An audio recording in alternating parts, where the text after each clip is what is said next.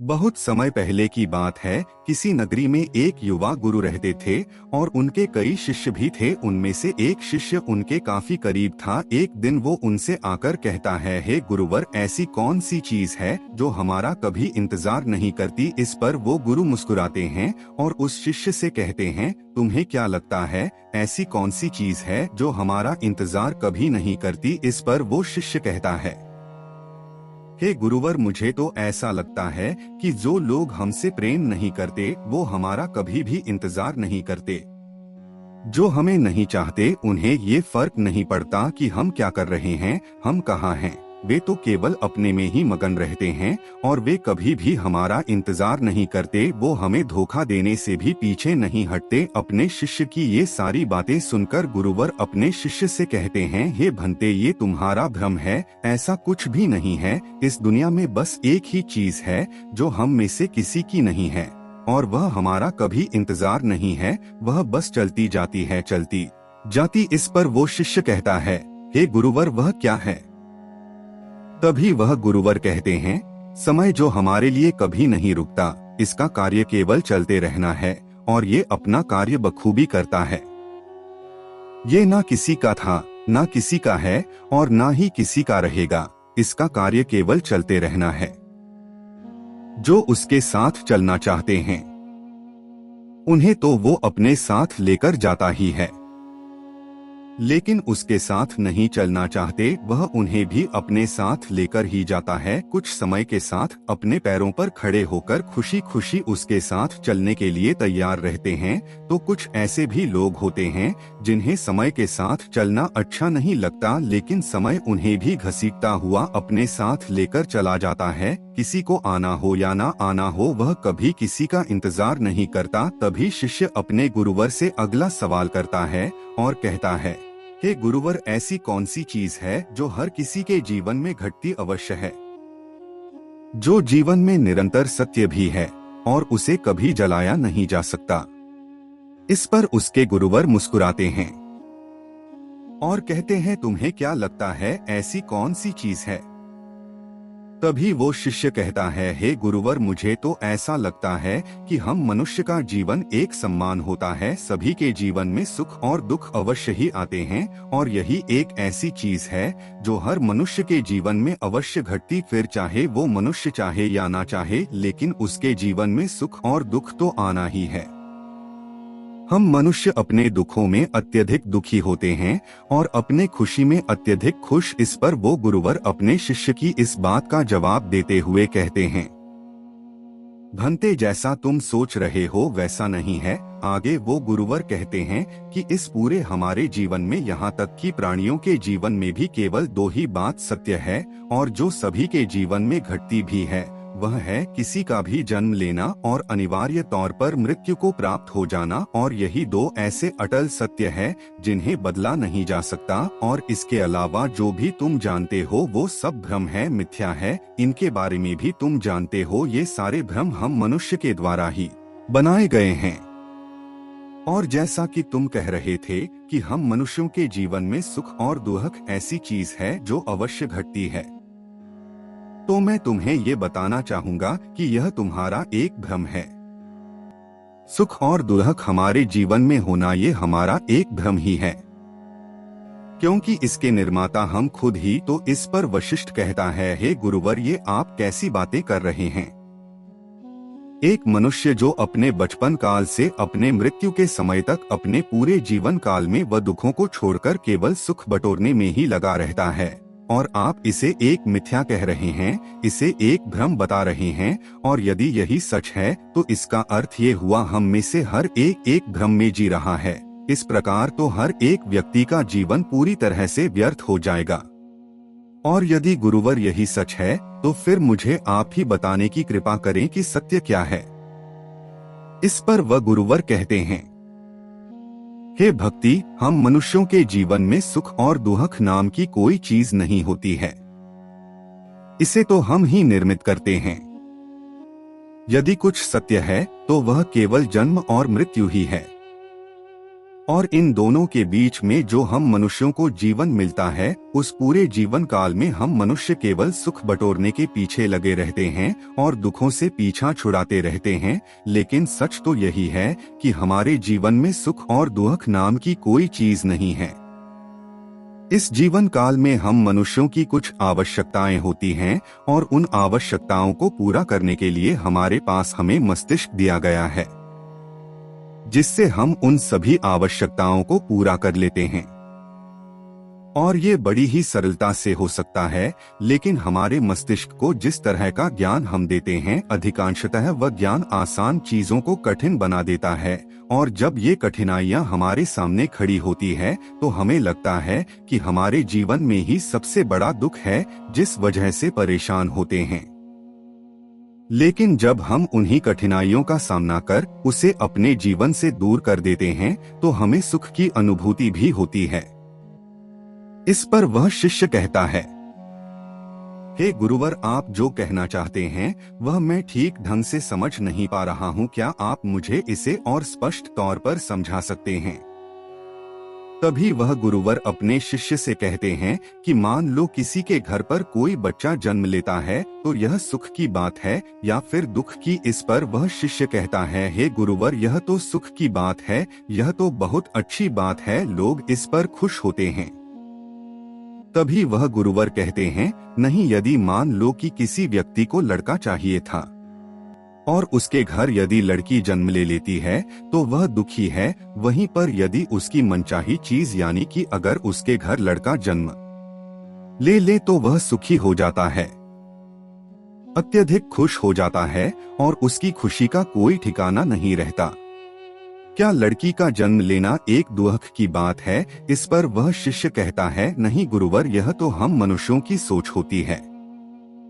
हम मनुष्य किसी भी चीज को लेकर के एक ऐसी सोच बना लेते हैं जिसके कारण सुख और दुख दोनों की ही अनुभूति होती है। यदि हमें हमारी मनचाही चीज मिले तो हमें सुख प्राप्त होता है, अन्यथा अगर हमें हमारी मनचाही चीज ना मिले तो हमें दुख होता है। तभी वो गुरुवर कहते हैं, अब इस बात को और ध्यान से समझने की कोशिश करो। तुम कहते हो कि हम मनुष्य अपनी एक सोच बना लेते हैं किसी भी चीज को पाने और ना पाने पर, और जो इस सोच से परे है वास्तविकता में वही सत्य है। लेकिन जब हम इस धरती पर जन्म लेते हैं हम मनुष्यों की इस सोच के साथ जुड़ जाते हैं और जो सत्य है यही सत्य सुख और दुख में परिवर्तित हो जाता है। इस पर वशिष्ठ कहता है, हे गुरुवर, इसका क्या अर्थ? क्या हम मनुष्य के पास सोच नहीं होनी चाहिए? क्या हमारी सोच गलत है? तभी वह कहते हैं, सोच का होना आवश्यक है और सोच गलत नहीं होती, पर हर एक मनुष्य की सोच में समझ होनी भी आवश्यक है और अपनी सोच से अपने जीवन को एक सही दिशा देनी आवश्यक है। ठीक इसी प्रकार हमारे जीवन में भी कोई दुख नहीं होता, हम दुखों का कारण खुद बनाते हैं।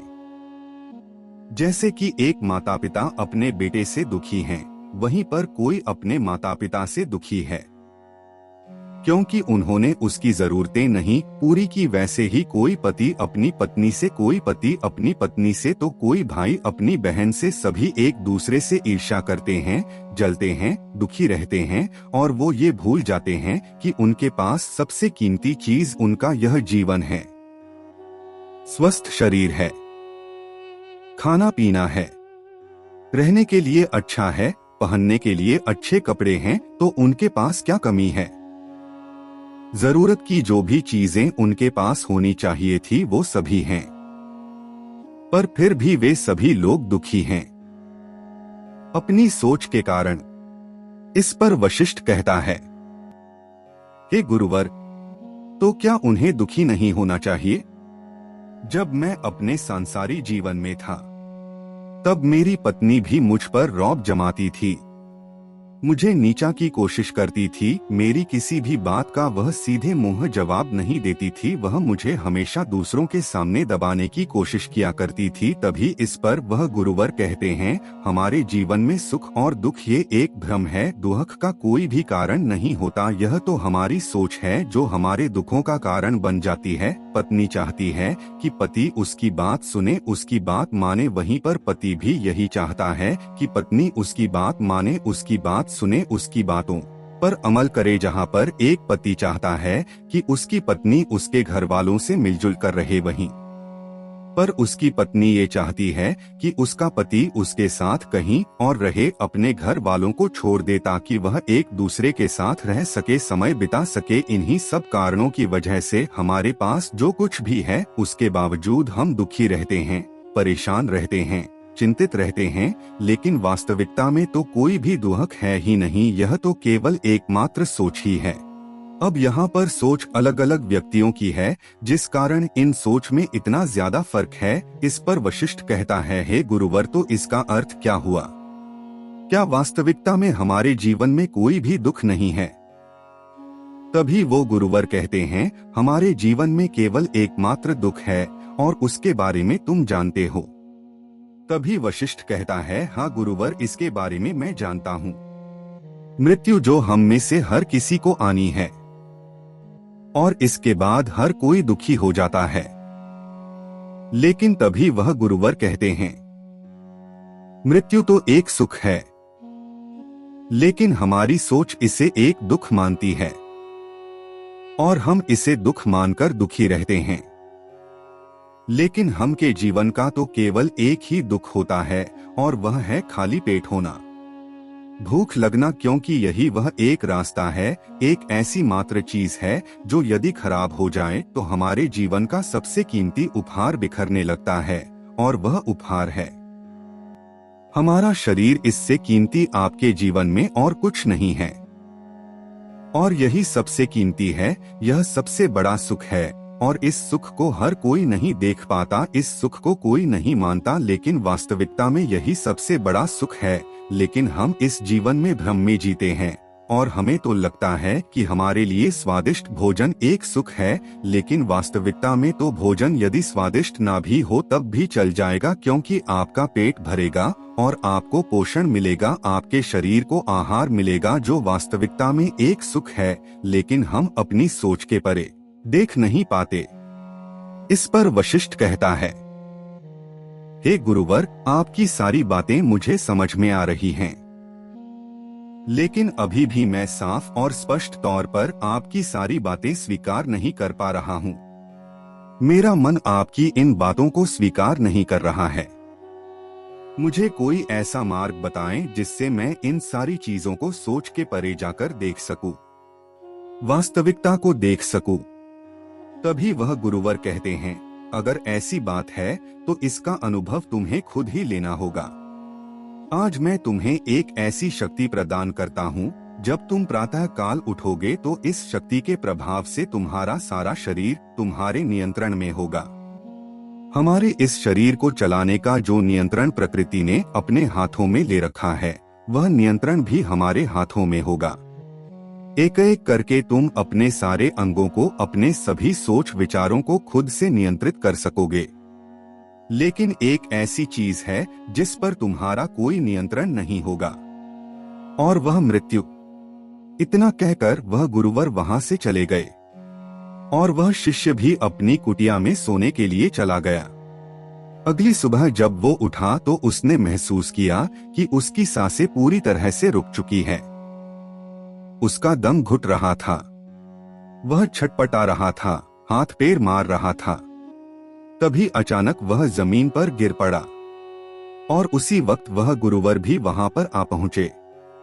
तभी उन्होंने कहा, भंते, तुमने अपनी सांसें क्यों रोक रखी है? सांसें लो, सब कुछ अब से तुम्हारे नियंत्रण में है। जब तुम सांसें लोगे तभी तुम्हें सांसें आएंगी।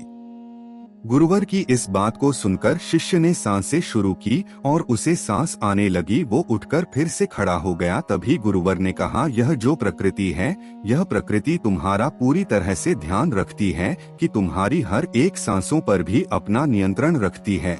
लेकिन अब से यह नियंत्रण तुम्हारे पास है, तो इस पर तुम्हें ध्यान रखना होगा, अन्यथा तुम सांस नहीं ले पाओगे। गुरुवर की इस बात को सुनकर उस शिष्य ने अपनी सांसों पर ध्यान देना शुरू किया। लेकिन जैसे ही उसका ध्यान अपनी सांसों से हटता उसकी सांसें फिर बंद हो जाती और कुछ देर बाद वो फिर से जब अपने विचारों को सांसों पर ले आता तो फिर से उसकी सांसें शुरू हो जाती। ऐसे ही प्रातःकाल से दोपहर का समय हो चुका था, तभी अचानक वो फिर से एक बार जमीन पर गिर पड़ा। उसकी दिल की धड़कनें बंद सी हो गई थी और उसे अब यह एहसास होने लगा कि मानो उसकी मृत्यु समीप आ चुकी है। लेकिन तभी उसके गुरुवर ने कहा, भंते तुमने अपने दिल की धड़कनें क्यों रोक रखी है, इसे चलाओ। शिष्य ने एक बार फिर से धड़कनों के बारे में सोचना शुरू किया और उसकी धड़कनें शुरू हो गई। उसकी धड़कनें कभी तेज तो कभी धीरे चलती, क्योंकि उसका ध्यान हमेशा अपनी धड़कनों पर नहीं रहता था। तभी अचानक उसे भूख का एहसास हुआ और भूख इतनी जोरों की लगी थी कि उसने आश्रम का सारा खाना खाना शुरू कर और उसकी भूख मिट ही नहीं रही थी और उसका पेट इतना फूल चुका था मानो अब कभी भी फट जाएगा। तभी उसके गुरुवर ने कहा, तुम अपनी भूख को नियंत्रित कर सकते हो, तुम्हें सोचना होगा। जैसे ही गुरुवर ने कहा, वो शिष्य ने अपनी भूख को नियंत्रित किया। उसके बाद वो शिष्य अपने गुरुवर के साथ बाहर टहलने के लिए जा रहा था। तभी अचानक दिखना बंद हो गया, वह इधर उधर टकराने लगा, गिरने लगा। तभी वह गुरुवर कहते हैं, तुम अपनी दृष्टि को भी नियंत्रित कर सकते हो, अपनी दृष्टि के बारे में सोचो। तभी वह शिष्य अपनी दृष्टि पर ध्यान देता है और उसे फिर से एक बार दिखाई देने लग जाता है। इसी प्रकार पूरे दिन कभी उसकी धड़कनें बंद हो जाती तो कभी वह सांस लेना ही भूल जाया करता, तो कभी उसे जोरों की भूख लग जाती तो कभी उसकी दृष्टि ही चली जाती। और ऐसा इसलिए हो रहा था क्योंकि वह सभी चीजों पर ध्यान नहीं लगा पा रहा था। जैसे ही उसका ध्यान हटता उसके शरीर का वह अंग बंद पड़ जाता और उसे अपने मृत्यु के होने का एहसास होने लगता। वह उस दर्द को महसूस कर पा रहा था, लेकिन उसकी मृत्यु नहीं होती। जैसे ही वह अपनी सोच में अपने माता पिता, परिवार, संबंधी या फिर सुख दुख, पैसा, धन दौलत के बारे में सोचता, वजह से ही इनके बारे में सोचने लगता, वो धड़ाम से जमीन पर गिर पड़ता था और उसे एक बार फिर से अपने शरीर को चलाना पड़ता था, ध्यान लगाना पड़ता था। और अब उसे यह एहसास हो रहा था कि उसके पास जो शरीर है, जिसका नियंत्रण प्रकृति के पास है, वह कितना महत्वपूर्ण है और अब उससे सहा नहीं जा रहा था। उसने अपने गुरुवर, हे गुरुदेव, अपनी ये शक्ति वापस ले लीजिए, मुझसे अब और नहीं सहा जा रहा। मैंने एक ही दिन में बहुत कुछ अनुभव कर लिया है और मैं अब इन चीजों को और नहीं बर्दाश्त कर सकता। कृपया करके अपनी इस शक्ति को वापस ले लीजिए। इस पर गुरुवर ने कहा, जैसा तुम चाहो, लेकिन अभी मैं इस शक्ति को वापस नहीं ले सकता। जब तुम अगली सुबह उठोगे तब तुम्हारे पास ये शक्ति नहीं रहेगी। अगली जब वह शिष्य वापस अपने गुरुवर के पास लौटा तब गुरुवर ने कहा, अब बताओ तुम्हारे पास सबसे बड़ा सुख क्या है। तभी वो शिष्य कहता है, हे गुरुवर, इस दुनिया में हमारा होना ही सबसे बड़ा सुख है, इसके अलावा सब बेकार है, इसके अलावा सब मिथ्या है। हम में से अधिकांश लोग हमेशा शिकायत करते रहते हैं कि भगवान ने हमें कुछ नहीं दिया, हमें गरीब बनाया, लेकिन तो यही है कि उन्होंने हमें वो सब कुछ दिया है जो हमारे पास होना चाहिए था और इसके लिए हमें उनका धन्यवाद करना चाहिए। लेकिन हम केवल अपने दुखों पर ध्यान दिए रहते हैं, हम उनका धन्यवाद कभी नहीं करते। वह दुख जिनके लिए हम खुद ही जिम्मेदार हैं और जो वास्तव में दुख है ही नहीं। जिस प्रकार किसी का जन्म लेना एक सुख की बात, लेकिन हम मनुष्यों की सोच के कारण ये सुख और दुख दोनों ही बन जाता है। और जिस प्रकार हमारा ये जीवन, हमारा ये शरीर एक सुख है, लेकिन हमारी सोच के कारण ये सुख और दुख दोनों में परिवर्तित हो जाता है, ठीक उसी प्रकार मृत्यु आना भी एक सुख ही है, लेकिन हम मनुष्यों की सोच के कारण ये सुख दुख में भी परिवर्तित हो जाता है। यदि हमारी सोच सही है और हम सोच के परे सकते हैं तो मृत्यु भी एक सुख है, अन्यथा यह भी हमारे लिए एक दुख ही है।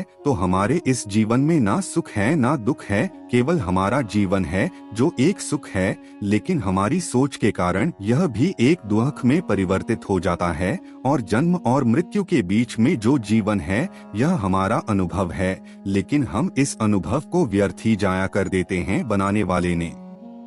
तो हमें सुख ही दिया है, लेकिन हम इसे सुख के तौर पर नहीं देखते, बल्कि हम इसमें दुख ढूंढते हैं, दुखों का कारण ढूंढते हैं और अपने लिए दुखों की परिस्थितियां उत्पन्न करते हैं। बल्कि हमें तो अपने इस जीवन को, अपने इस शरीर को अहमियत देते हुए एक सीधा और सरल जीवन जीना चाहिए। लेकिन हम बेकार की परेशानियों में उलझना पसंद करते हैं, हम बेकार को अपने ऊपर लेना पसंद करते हैं, जैसे धोखा, लालच, क्रूरता, ईर्ष्या, द्वेष, जलन, दुख, सुख। ये सभी भ्रम है और जो व्यक्ति इनमें से किसी भी चीज में जी रहा है, उसका जीवन भी एक पूरी तरह से भ्रम ही है। और जब उसके जीवन का अंत समय आता है तो उसके हाथ में कुछ नहीं बचता। जिस प्रकार पानी भाप बनकर उड़ जाता है, वैसे ही हमारा एक ना एक दिन अवश्य समाप्त होता है और हमारे हाथ में कुछ नहीं बचता। इसलिए उस ईश्वर ने जो आपको सबसे कीमती चीज दी है, वो है आपका शरीर। यही आपका सबसे बड़ा सुख है, लेकिन आप इसे सुख नहीं मानते। आप तो व्यर्थ के सुखों के पीछे भागते रहते हैं और अंत में क्या होता है, आपके हाथों में कुछ नहीं रह जाता और फिर हमारे पास रोने और बिलखने के अलावा भी कुछ नहीं बचता। दोस्तों, उम्मीद है कि आपने आज की इस वीडियो से जरूर कुछ ना कुछ सीखा होगा। तो आज की इस वीडियो को लाइक और अपने दोस्तों के साथ शेयर जरूर कीजिएगा और हमें ऐसे ही सपोर्ट करने के लिए channel the Buddha Sagar show को सब्सक्राइब और घंटी बटन को भी जरूर से दबा दीजिएगा।